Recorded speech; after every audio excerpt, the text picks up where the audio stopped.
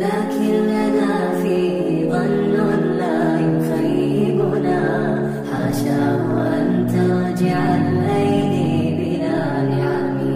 كم جاد من فضله قبل السؤال، وكم أعطى وأغنى بمحض الجود والكرم.